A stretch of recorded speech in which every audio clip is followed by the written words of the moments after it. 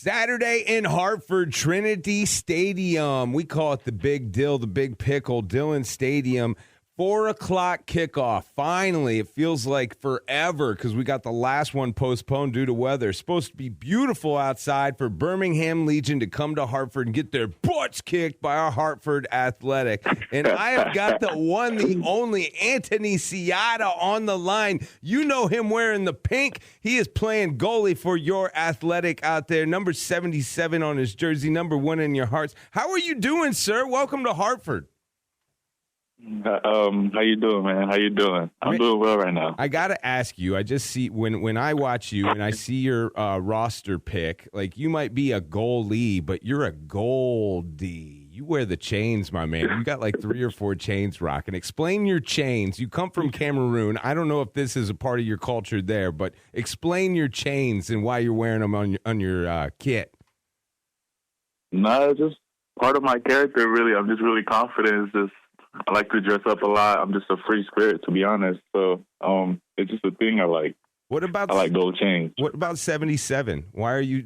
Is that like a number you picked, or was that just the jersey that was in the locker room? No, 77 is actually my favorite number. So 77 makes it better. So I chose that. It's double the luck. All right. Now, the other thing you'll notice when you see Antony out there is you are a tall soccer player, my friend. You are 6'6". Some list you at 6'7". How dare they list you at 6'5" for the Hartford Athletic roster? But I'm sure you had other guys come up to you and offer you other positions in other sports. What made you fall in love with the game, but not only the game, the goalie position? You know, I was born in Cameroon, so that's all we really played. And I fell in love with the sport at a young age. So when I moved to America, and how easy it was to, just be on a team and just opportunities to play soccer like that. I just fell in love with it even more. So I like basketball, football, and all that stuff, but it doesn't have my heart like soccer.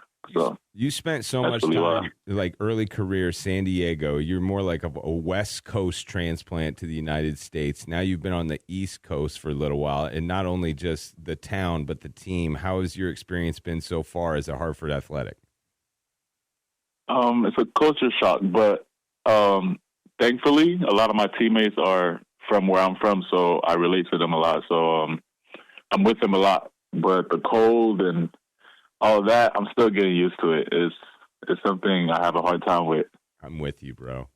I've lived here for 8 years, still not used to it, my man. And honestly, I was so glad you guys postponed last weekend. Like, it was brutal out. Were you hoping that game? Now, you have a little weird relationship with Indy 11, too. Like, get into that, why you were not there and you are here. Like, the beginning of this season, you may have been at Indy 11, but then Brendan Burke scooped you up and put you in the green kit, or I guess pink kit for you.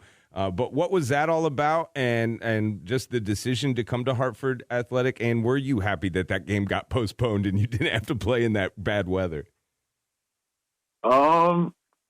Happy that it got postponed. I don't know if I was happy. I definitely wasn't expecting snow waking up, but I definitely wanted to play the game. And no matter what weather it was. But I understood why the game had to be canceled. But I did sign with Indy in the beginning of the year, but I had to make a decision on where I'm going to get the most playing time and who's more interested in me. So Brandon convinced me to come here, so I'm here now. What is it like? Like, what, as far as what you're seeing on the pitch, and you got the best seat in the house, man, you're watching it from the best angle. What do you think are some of our strong points, and what do we really need to work on to get some points on the table? Connection. We just everyone's from a different place. We all speak different languages. Some people don't understand each other, so we're trying to fix that. But everything's getting together because every position we have players. We have players to do it. But we just gotta figure it out. Which we'll show you guys this next home game. Saturday in Hartford, 4 o'clock kickoff, Birmingham Legion against the Hartford Athletic in Trinity Stadium. We're talking to the goalkeeper, Antony Siaha. Anthony, I want to ask you about penalty kicks and just your philosophy on it. I've never played the position. I have no idea what's going on in between your ears when someone's lined up in front of you that close with no defenders in front.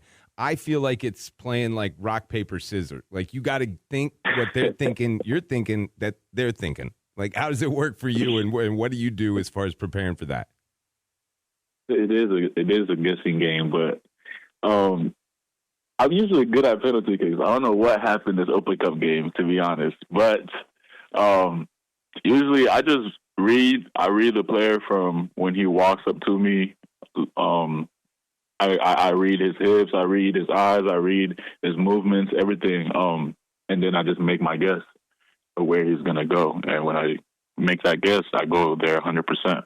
What Anthony's talking about, a loss to the Portland team in the U.S. Open Cup on PKs. I'm sure that just like, does stuff like that stick with you? I mean, you brought it up during the interview, but like, or can you flush goals out and move on to the next? Of course, that's part of the game. You got to have short-term memory.